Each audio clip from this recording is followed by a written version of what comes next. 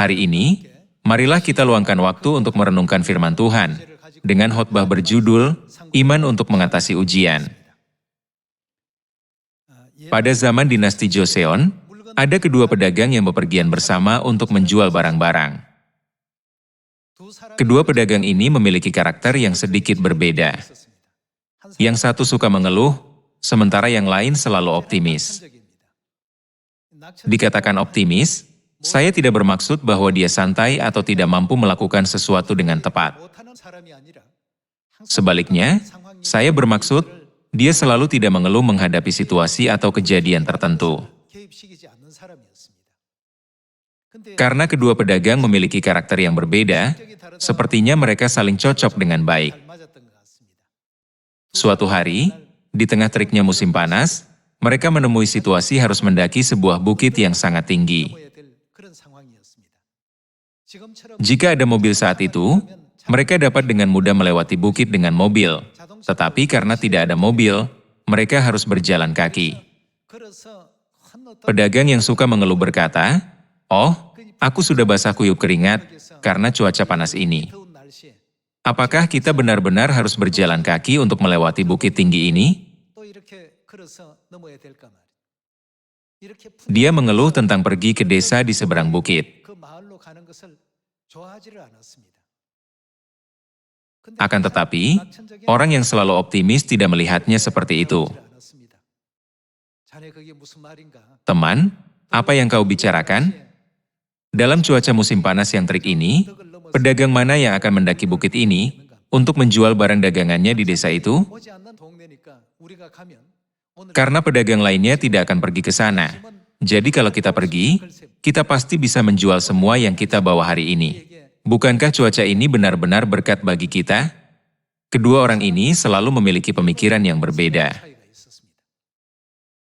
Satu orang selalu memikirkan rasa sakit dan kesulitan yang akan datang, sementara yang lain selalu memikirkan imbalan dan manfaat yang datang setelah menanggung kesulitan.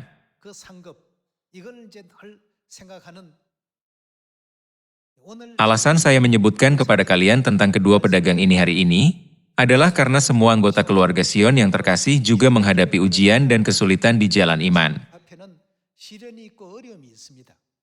Yesus sendiri telah memberi kita firman-Nya tentang hal ini. Setiap orang yang ingin mengikuti Yesus, apa yang harus mereka pikul? Bagi mereka yang tidak ingin mengikuti Yesus, tidak apa-apa tidak memikul salib, tetapi dalam hidup mereka, mereka pasti akan menghadapi salib.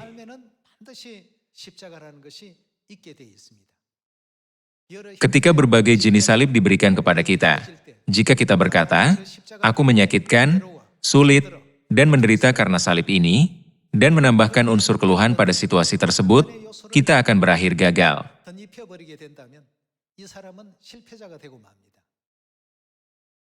Namun, mereka yang berpikir tentang imbalan dan berkat yang datang setelah penderitaan dan kerja keras, tidak akan pernah mengatakan hal seperti itu. Mereka akan selalu tersenyum karena berpikir, apa yang akan terjadi selanjutnya? Kerajaan sorga sedang menunggu kita, dan Tuhan telah memberi kita janji untuk menjadikan kita imamat rajani di sorga. Dia berkata, "Aku pergi ke situ dan telah menyiapkan tempat bagimu." Bayangkan, Tuhan sedang menyiapkan tempat bagi anak-anaknya di kerajaan sorga, sambil menunggu mereka kembali. Di dunia ini, di mana kita adalah pendatang dan harus kembali sebentar lagi, apa bedanya jika kita tinggal di kamar kecil atau di rumah yang megah? Semuanya hanyalah tempat yang kita lewati untuk sementara. Ada orang percaya yang menjalani kehidupan seorang pendatang, sementara yang lain menjalani kehidupan seorang pengembara.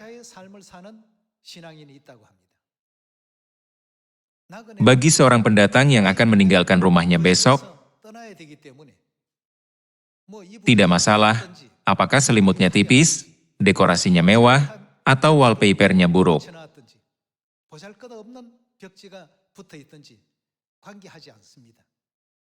Karena mereka akan berangkat besok. Namun, pengembarannya berbeda. Jika orang menganggap bumi ini sebagai rumah dan menganggapnya sebagai tempat tinggal mereka yang kekal, segala sesuatu akan menjadi sumber keluhan. Rumah orang itu lebih bagus daripada rumahku. Posisi orang itu lebih baik daripada posisiku.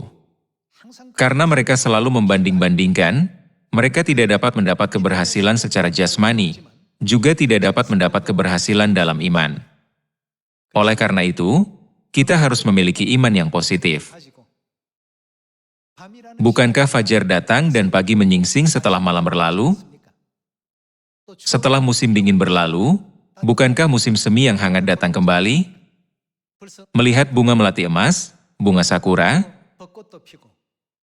dan bunga musim semi bermekaran di mana-mana, kita berpikir, wah, baru kemarin turun salju, tapi musim semi sudah datang lagi. Semuanya tidak ada dalam hidup kita yang bertahan selamanya. Kehidupan kita di bumi ini terbatas, tidaklah abadi atau panjang.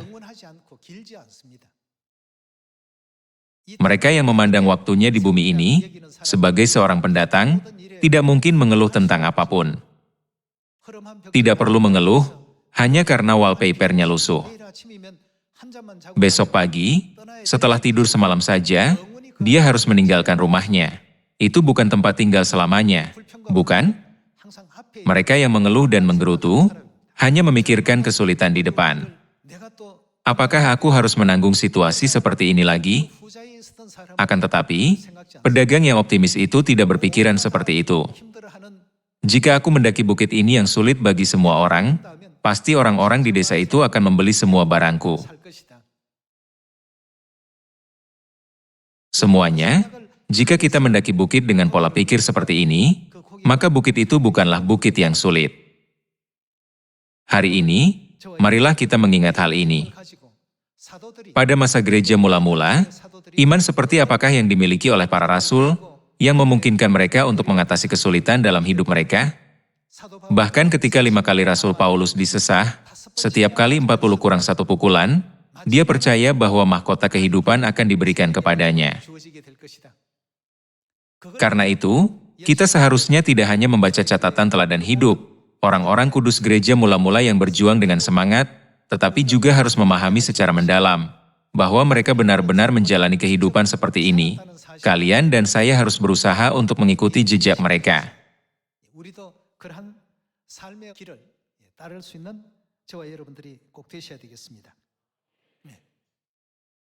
Mari kita membuka kitab Roma pasal 8 ayat 5. Mereka yang hidup menurut daging, melihat bumi ini sebagai tempat tinggal mereka yang kekal. Mereka tidak memandang kehidupan di bumi ini dari sudut pandang yang sama dengan pendatang yang disebutkan dalam Alkitab. Mari kita lihat Roma pasal 8 ayat 5. Sebab mereka yang hidup menurut daging, memikirkan hal-hal yang dari daging. Mereka yang hidup menurut roh, memikirkan hal-hal yang dari roh. Kita sedang menerima ajaran dan mengabdikan diri kita dalam melakukan pekerjaan rohani. Namun, terkadang, ketika mereka yang melakukan pekerjaan rohani, memandang, memikirkan dan menilai semua keadaan di sekitarnya, dari sudut pandang duniawi, kehancuran tidak dapat dihindari. Mari kita lihat ayat 5 lagi. Sebab mereka yang hidup menurut daging, memikirkan hal-hal yang dari daging. Mereka yang hidup menurut roh, memikirkan hal-hal yang dari roh. Karena keinginan daging adalah, apa itu? Maut. Mereka yang mengikuti jalan itu, tidak akan mendapatkan apapun kecuali maut. Karena keinginan daging adalah maut, tetapi keinginan roh adalah hidup dan damai sejahtera. Karena keinginan daging adalah, apa yang terjadi karena keinginan daging? Ini adalah tindakan yang membuat kita menjadi musuh Tuhan. Sebab keinginan daging adalah perseteruan terhadap Allah, karena ia tidak takluk kepada hukum Allah. Hal ini memang tidak mungkin baginya. Mereka yang hidup dalam daging, tidak mungkin berkenan kepada Allah. Ada kata di depan berkenan, Kata itu adalah tidak mungkin. Orang-orang seperti itu tidak akan pernah bisa berkenan kepada Tuhan. Mereka yang hidup dalam daging tidak mungkin berkenan kepada Allah. Ayat 9. Tetapi kamu tidak hidup dalam daging, melainkan dalam roh, jika memang roh Allah diam di dalam kamu. Tetapi jika orang tidak memiliki roh Kristus, ia bukan milik Kristus. Apakah itu orang-orang kudus atau staf pastoral yang bekerja di garis depan? Pasti ada bukit, rintangan, dan faktor yang mempersulit kita. Ketika kita menghadapi kesulitan seperti itu, kita tidak boleh mengeluh, kapan kita akan sampai di sana? Sebaliknya, kita harus memikirkan masa depan cemerlang yang menunggu kita. Ada yang menapaki jalan itu dengan sukacita menantikan harta karun sorgawi yang terbentang di ujung perjalanan, sementara yang lain hanya memikirkan penderitaan yang sedang mereka alami, sambil mengeluh, ya ampun, ini sangat berat. Aku hampir mati.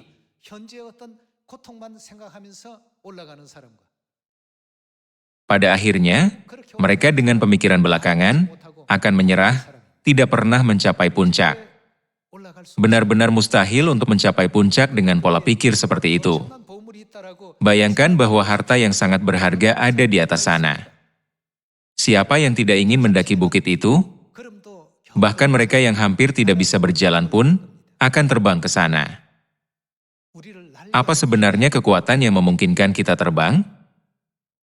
Bukankah itu harapan akan kerajaan sorga yang selalu diberikan Ibu Sorgawi kepada kita?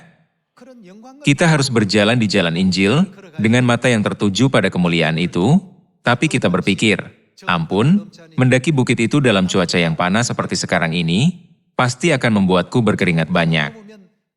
Jika kita berpikir, di luar bukit itu, banyak orang menunggu untuk dibaptis, maka langkah-langkah itu tentu tidak akan sulit. Mari kita lanjutkan melihat ayat 13 bersama-sama. Pasal 8 ayat 13. Sebab, jika kamu hidup menurut daging, kamu akan mati.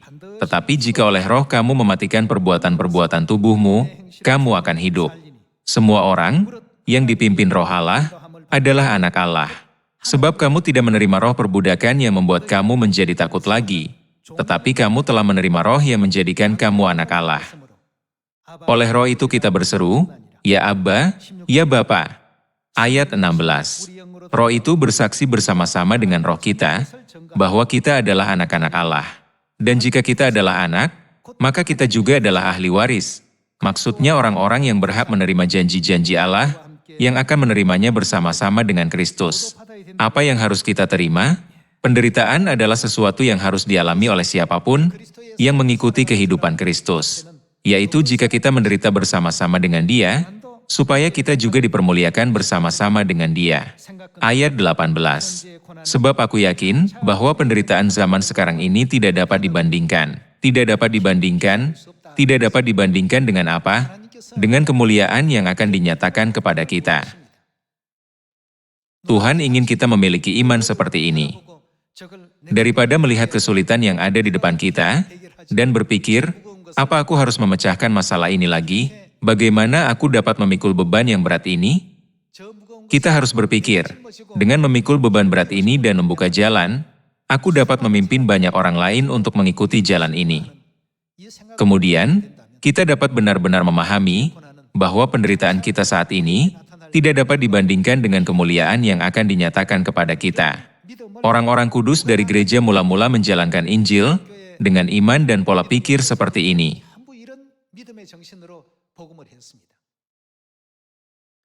Paulus disesah 40 kali kurang 1 pukulan, dicambuk, dilempari dengan batu, dan sehari semalam dia terkatung-katung di tengah laut.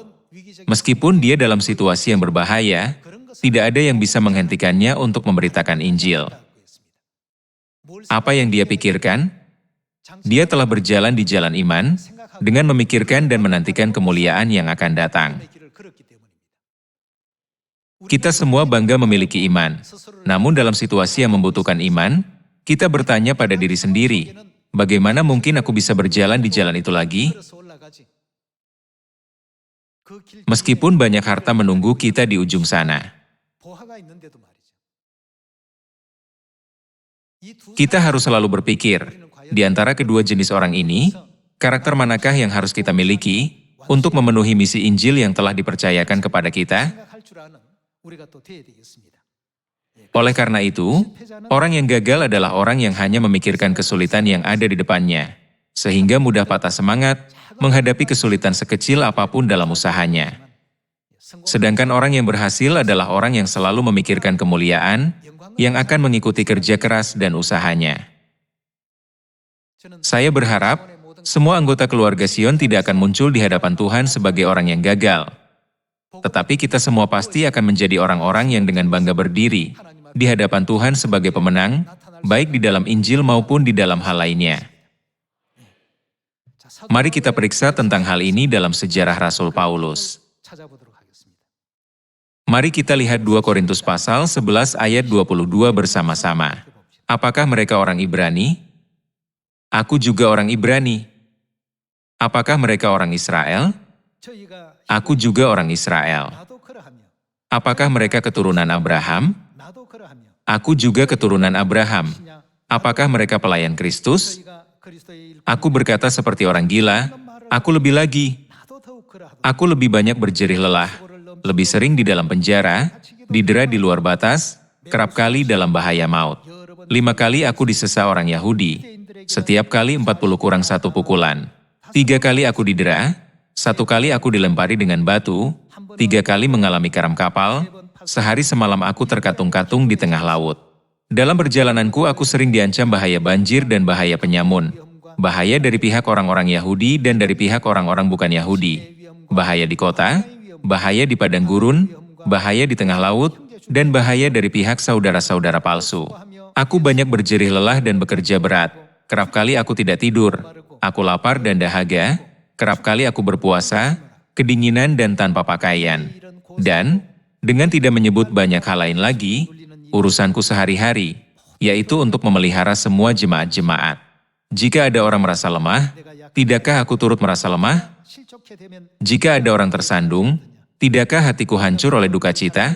Jika aku harus bermegah, maka aku akan bermegah atas kelemahanku. Demikianlah, dalam kehidupan Rasul Paulus, ada saat-saat ketika dia kedinginan, tanpa pakaian, dan bahkan ditolak orang-orang, ketika dia memberitakan Injil setiap hari.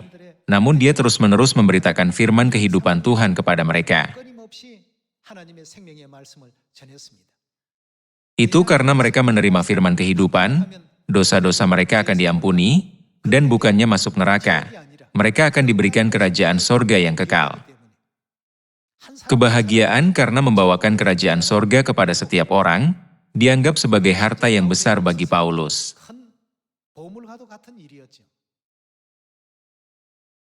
Di dapur, istri staf pastoral menyiapkan makanan lezat setiap hari Sabat, selalu siap untuk para anggota. Saya tahu itu membutuhkan usaha yang luar biasa. Saat cuacanya panas, berdiri di samping kompor sangat sulit.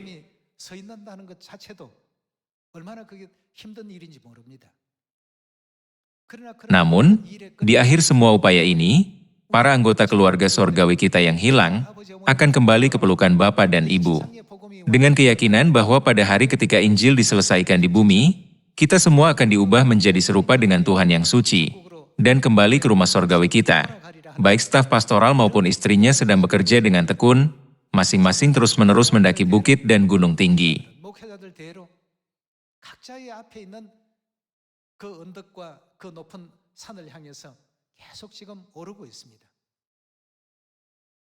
Karena berkat yang dijanjikan Tuhan di akhir pendakian, 5 kali Paulus telah disesah setiap kali 40 kurang 1 pukulan, dan di tengah kedinginan, tanpa pakaian, dan kelaparan, dia tidak pernah berhenti memberitakan Injil. Apa yang Paulus katakan pada akhirnya? Sekarang aku telah menyelesaikan apa yang harus kulakukan. Aku telah menyelesaikan tugas dan peranku di bumi ini. Sekarang telah tersedia bagiku mahkota kebenaran. Inilah yang Tuhan janjikan. Aku telah berlari terus menuju tujuan akhir sejauh ini. Betapa besar dan menakjubkannya kemampuan Tuhan. Tuhan telah menciptakan langit dan bumi dengan firman-Nya, air di atas cakrawala dan air di bawah cakrawala, dan segala sesuatu di dalamnya. Namun, masih banyak sekali bidang dan aspek yang belum ditemukan oleh ilmu pengetahuan manusia. Ini benar-benar mendalam dan misterius. Tuhan, yang mengadakan keajaiban seperti ini, dapat mengembalikan hati umat manusia kepadanya. Ini adalah pekerjaan yang sangat mudah dari sudut pandang Tuhan.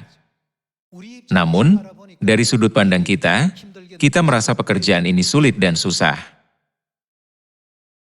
Semua anggota keluarga kita di Sion harus menantikan masa depan mulia yang dianugerahkan Tuhan kepada kita.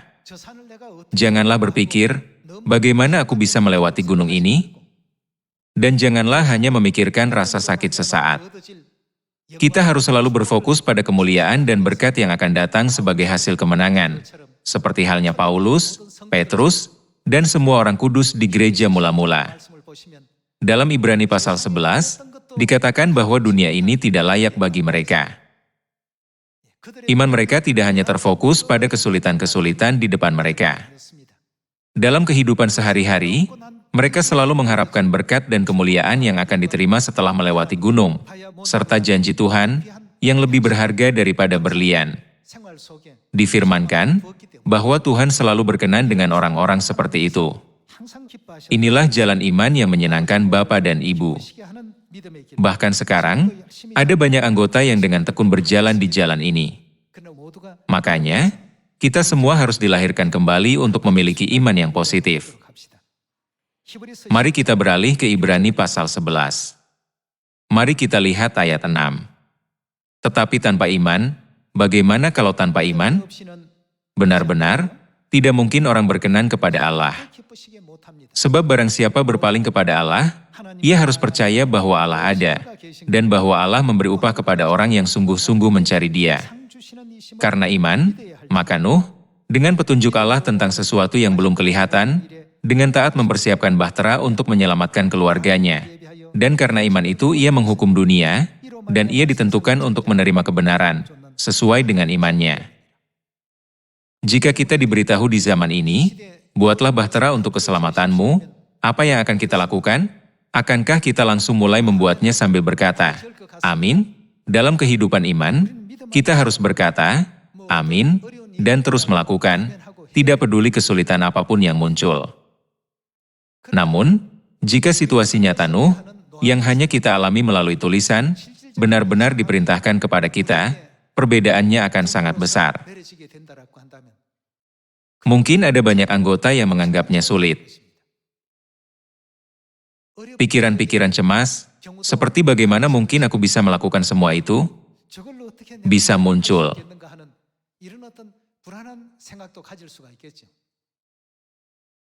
Itulah yang dipikirkan ke-10 pengintai itu.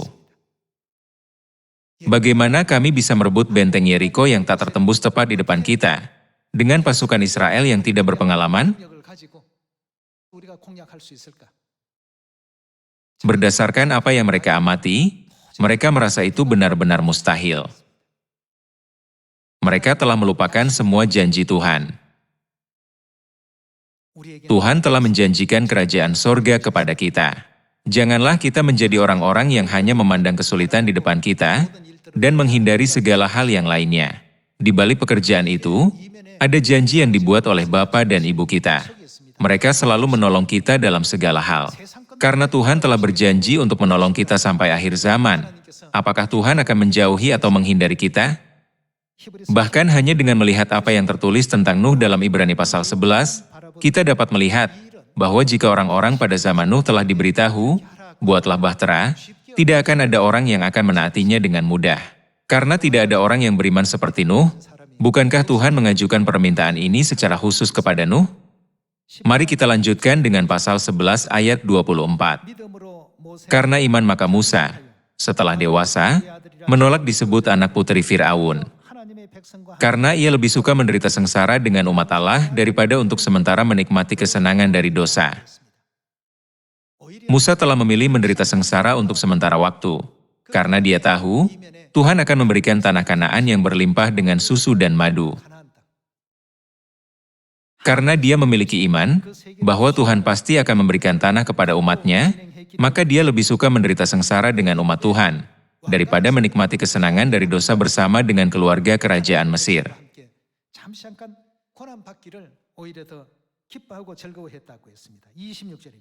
Ayat 26. Ia menganggap penghinaan karena Kristus sebagai kekayaan yang lebih besar daripada semua harta Mesir, sebab pandangannya arahkan kepada apa? Kepada upah.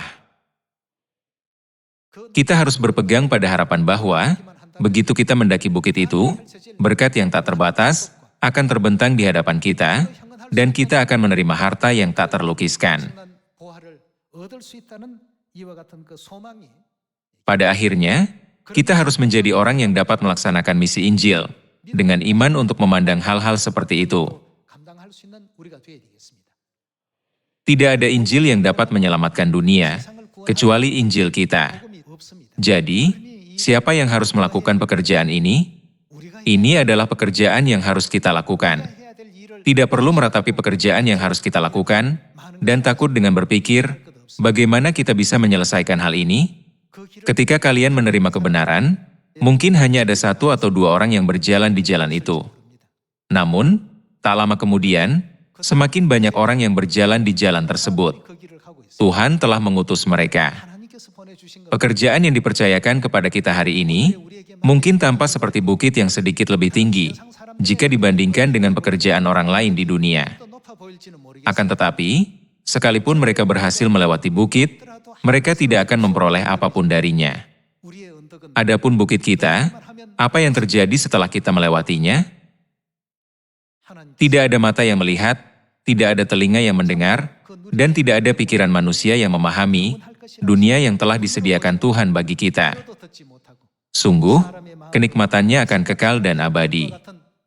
Bukankah dunia seperti itu telah dijanjikan dan akan dikaruniakan kepada kita? Selama perjalanan 40 tahun di padang gurun, mengapa semua 600.000 laki-laki Israel yang bersungut-sungut bersama dengan 10 pengintai akhirnya binasa? Itu karena mereka melupakan janji Tuhan tentang Kanaan. Mari kita selalu ingat hal ini. Ibu selalu berkata, bukankah kita memiliki harapan untuk kerajaan sorga? Bukankah kerajaan sorga menunggu kita? Setiap kali dia memberi kita perkataan ini terukir di hati saya. Ketika kita berpikir tentang sorga, hal-hal di bumi ini bukanlah apa-apa. Waktunya tetap berlalu, baik kita makan lebih banyak atau makan lebih sedikit. Mari kita terus selidiki firman yang diberikan dalam Ibrani pasal 11. Dalam pasal 11 ayat 32, tertulis, "Dan apakah lagi yang harus aku sebut? Sebab aku akan kekurangan waktu, apabila aku hendak menceritakan tentang Gideon, Barak, Simson, Yefta, Daud dan Samuel dan para nabi, yang karena iman telah menaklukkan kerajaan-kerajaan, mengamalkan kebenaran, memperoleh apa yang dijanjikan, menutup mulut singa-singa, memadamkan api yang dahsyat. Mereka telah luput dari mata pedang, telah beroleh kekuatan dalam kelemahan, telah menjadi kuat dalam peperangan dan telah memukul mundur pasukan-pasukan tentara asing. Ibu-ibu telah menerima kembali orang-orangnya yang telah mati, sebab dibangkitkan. Tetapi orang-orang lain membiarkan dirinya disiksa dan tidak mau menerima pembebasan, supaya mereka beroleh kebangkitan yang lebih baik. Ada pula yang diejek dan didera, bahkan yang dibelenggu dan dipenjarakan. Mereka dilempari, digergaji, dibunuh dengan pedang. Mereka mengembara dengan berpakaian kulit domba dan kulit kambing sambil menderita kekurangan, kesesakan dan siksaan. Dunia ini tidak layak bagi mereka. Dunia ini apa? Itu tidak layak bagi mereka. Dari manakah iman mereka berasal? Jika mereka hanya memandang dunia ini, iman seperti ini tidak akan pernah ditemukan di dalam diri mereka. Mereka memiliki iman seperti itu karena mereka melihat harta berharga dari kerajaan sorga yang sedang dipersiapkan Tuhan di balik bukit. Meskipun jalan menanjaknya memang curam, namun tidak sulit atau menakutkan sama sekali. Itu karena harapan kita ada di sana. Apapun yang kita hadapi, daripada berjalan di jalan iman dengan terus-menerus mengeluh, seperti pedagang yang suka mengeluh tadi, saya berharap kita dapat mendaki bukit, seolah-olah itu tidak ada apa-apanya, dengan selalu memandang kemuliaan yang telah Tuhan persiapkan bagi kita.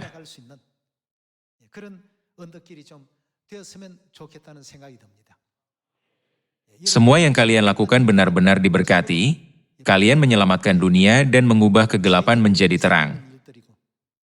Mereka yang melakukan pekerjaan besar dan hebat seperti itu, tidak perlu mengeluh.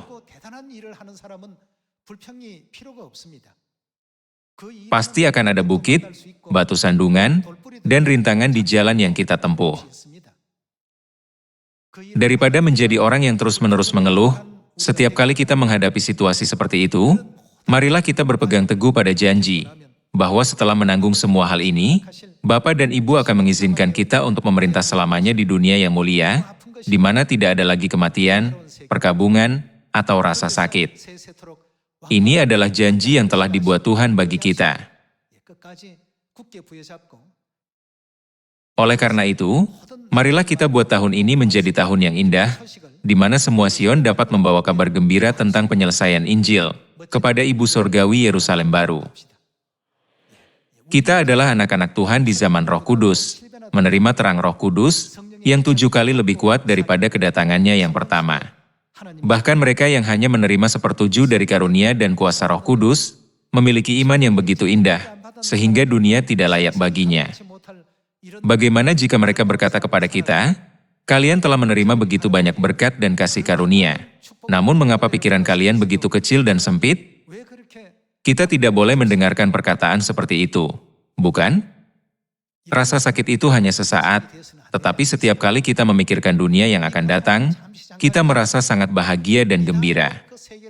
Saya berharap bahwa dengan iman seperti itu, kita akan menjadi anak-anak Sion yang hebat, yang benar-benar dapat membawa sukacita bagi Bapa Sorgawi, dan menjadi kebanggaan Ibu Sorgawi.